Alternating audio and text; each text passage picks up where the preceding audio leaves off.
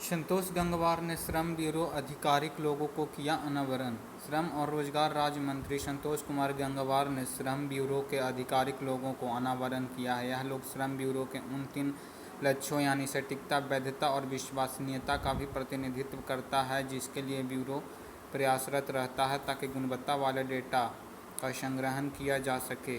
साथ ही यह भी दर्शाता है कि श्रम ब्यूरो एक डेटा आधारित संगठन है जो श्रमिकों और काम से संबंधित डेटा पर काम करता है। श्रम ब्यूरो के लोगों को नीले रंग का चक्र एक चक्रदंत जो काम का प्रतिनिधित्व करता है। नीला रंग बताता है कि ब्यूरो मेहनतकश कामगारों के साथ काम करता है। इनमें राष्ट्रीय ध्वज के रंगों से मेल खाते हुए एक तिरंगे वाला ग्राफ गेहूं के कानों के साथ ग्रामीण कृषि श्रम के फल को दर्शाता है। श्रम ब्यूरो श्रम और रोजगार मंत्रालय के एक संकलन कार्यालय है जो अखिल भारतीय स्तर पर श्रम का विभिन्न पहलुओं पर आंकड़ों के संग्रह, संकलन, विश्लेषण और प्रसार में लगा हुआ है।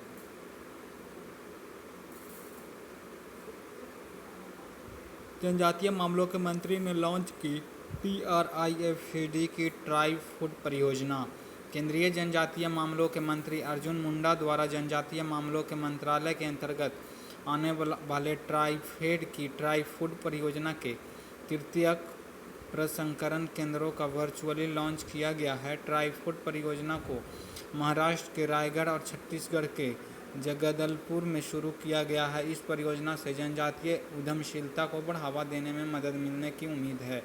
खाद्य प्रसंस्करण मंत्रालय के सहयोग से जनजातीय मामलों के मंत्रालय द्वारा ट्राई फूड परियोजना के कार्यान्वित किया जा रहा है। इस परियोजना का लक्ष्य जनजातीय वन संग्रहकर्ताओं द्वारा संग्रहित माइनर फॉरेस्ट प्रोडक्शन के बेहतर उपयोग एवं मूल्य वर्धन के जरिए जनजातीय की आय को बढ़ाना है। ट्राई फूड परियोजना के लक्ष्यों को प्राप्त करने के लिए 2 लघु वन उपज प्रसंस्करण का इकाइयाँ स्थापित की जाती है। TRIFED के अध्यक्ष रमेश चंद्र मीना हैं।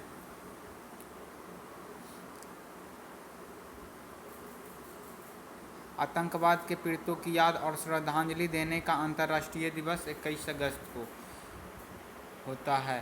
संयुक्त राष्ट्र द्वारा हर साल 21 अगस्त को international day of remembrance and tribute to the victim of terrorism यानी आतंकवाद के पीड़ितों को की याद और श्रद्धांजलि देने का अंतर्राष्ट्रीय दिवस के रूप में मनाया जाता है। यह दिन दुनिया भर में आतंकवाद की वजह से घायल, मौत का शिकार हुए लोग, पीड़ितों और प्रभावितों को सम्मान, समर्थन व सहायता देने के लिए मनाया जाता है। इस वर्ष तीसरा दिवस मनाया जा रहा है जो कई स्मारकों और महामारी से निपटने की प्रक्रिया पर केंद्रित होगा।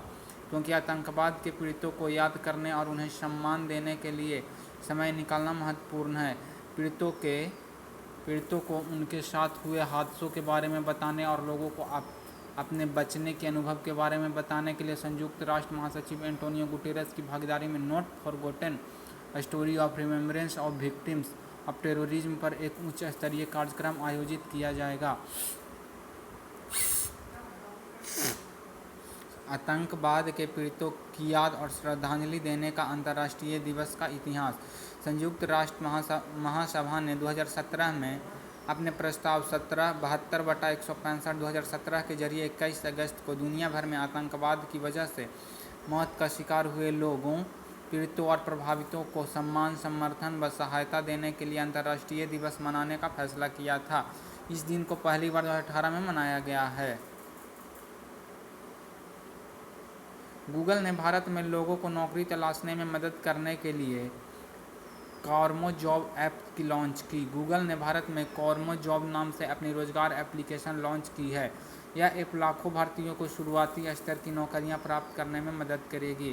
कॉर्मो जॉब्स कोरोना वायरस के कारण अपनी नौकरी गंवा चुके युवा पेशेवर और नौकरियों की तलाश में जुटे लोगों को रोजगार दिलाने में मदद करेगी। गूगल ने पहली बार 2018 में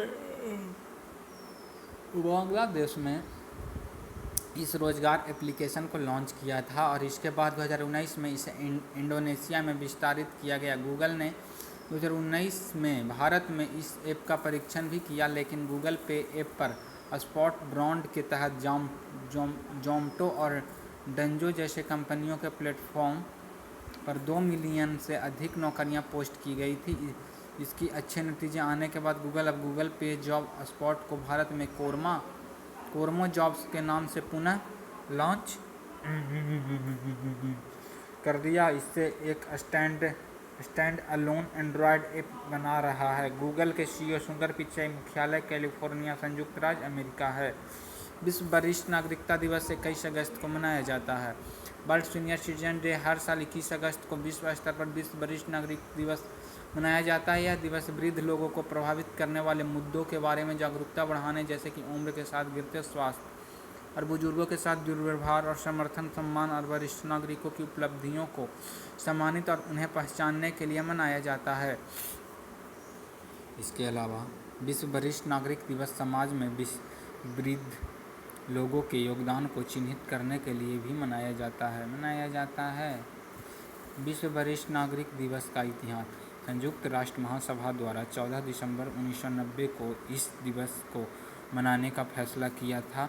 इस दिन की शुरुआत आधिकारिक तौर पर संयुक्त राज्य अमेरिका के पूर्व राष्ट्रपति रोनाल्डो रीगन ने 1988 में वरिष्ठ नागरिकों और उनके मुद्दों को समर्पित करने के लिए की थी।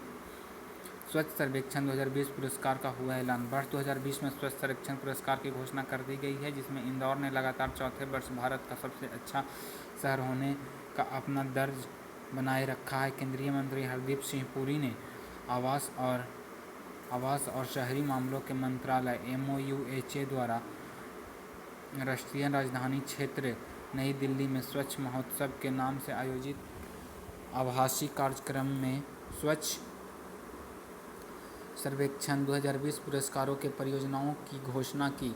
यह देश के वार्षिक स्वच्छता सर्वेक्षण का 5वां संस्करण है। शीर्ष प्रदर्शन करने वाले शहरों और राज्यों को कुल 129 पुरस्कार दिए जाएंगे। प्रधानमंत्री नरेंद्र मोदी द्वारा साल 2016 में स्वच्छ सर्वेक्षण की शुरुआत की गई थी। मैसूरू ने 2016 में भारत के सबसे स्वच्छ शहर के लिए पुरस्कार जीता, जिसके बाद से इंदौर ने 2017, 18 और 19 में लगातार 3 वर्षों से शीर्ष कब्जा जमाया हुआ है। इसके एक शहर को केवल एक पुरस्कार दिया जाता है। शहर में की जनसंख्या रोजगार की जनसंख्या के अनुसार जाती है। Cleanest city, self sustainable city, maximum citizen feedback, best citizen feedback, fastest mover, best innovation award, best citizen lead initiative. Indore Madhya Pradesh, Surat Gujarat, Navi Mumbai. 1 lakh से अधिक आबादी वाले शहर के लिए सबसे स्वच्छ शहर का पुरस्कार इंदौर मध्य प्रदेश, सूरत गुजरात, नवी मुंबई। 1 लाख से कम आबादी वाला शहर के लिए सबसे स्वच्छ पुरस्कार कराड़ महाराष्ट्र में, सासवद महाराष्ट्र में, लोनावला महाराष्ट्र में।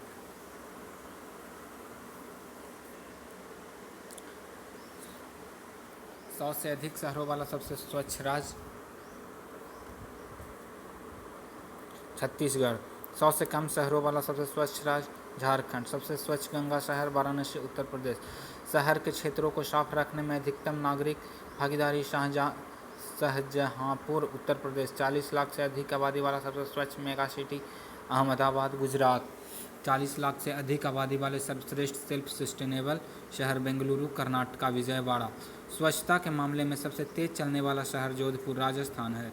स्वच्छता के मामले में सेल्फ सस्टेनेबल शहर 10 लाख से अधिक जनसंख्या वाले राजकोट गुजरात है। स्वच्छता के मामले में सेल्फ सस्टेनेबल शहर 10 लाख से कम जनसंख्या वाले मैसूरू कर्नाटका। सबसे स्वच्छ छोटे शहर अंबिकापुर छत्तीसगढ़। बुरहानपुर मध्य प्रदेश। 1 लाख से 3 लाख के बीच की आबादी वाला सबसे स्वच्छ शहर तिरुपति।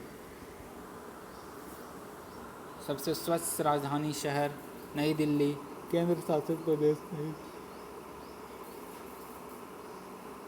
वैसे तेज बदलने वाला शहर स्वच्छ शहर लखनऊ।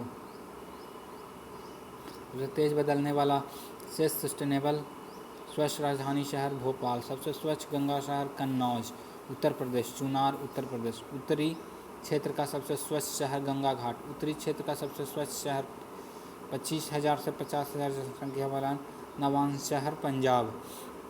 उत्तरी क्षेत्र की सबसे स्वच्छ शहर 25 के से कम जनसंख्या वाला आवागढ़ उत्तर प्रदेश। पूर्वोत्तर क्षेत्र के सबसे स्वच्छ शहर जोरहाट असम। पूर्वोत्तर क्षेत्र का सबसे स्वच्छ शहर 25,000 से 50,000 जनसंख्या वाला मोकोकचुंग नागालैंड। पूर्वोत्तर क्षेत्र के सबसे स्वच्छ शहर 25 के से कम जनसंख्या वाला जिरीबम मणिपुर। पूर्वी क्षेत्र के सबसे स्वच्छ शहर धमतरी ओडिशा। जसपुर नगर छत्तीसगढ़। पाटन गुजरात। दक्षिण क्षेत्र के सबसे स्वच्छ शहर पालमनेरू आंध्र प्रदेश। मेडचल तेलंगाना। पेरियापटना कर्नाटका। पश्चिमी क्षेत्र के सबसे स्वच्छ शहर रत्नगिरी महाराष्ट्र। शिरडी महाराष्ट्र। पन्हाला महाराष्ट्र। देश की सबसे स्वच्छ छावनियाँ Jalandhar cantt, Delhi cantt, Meerut cantt. स्वच्छता के प्रति नागरिकों को नेतृत्व में जागरूकता के लिए सम्मानित किया गया शहर उज्जैन मध्य प्रदेश। करीमनगर तेलंगाना। शिहोरा मध्य प्रदेश। 100 से अधिक शहरों वाला सर्वश्रेष्ठ प्रदर्शन करने वाला राज्य महाराष्ट्र। 100 से कम शहर वाला सर्वश्रेष्ठ प्रदर्शन करने वाला राज्य मध्य प्रदेश।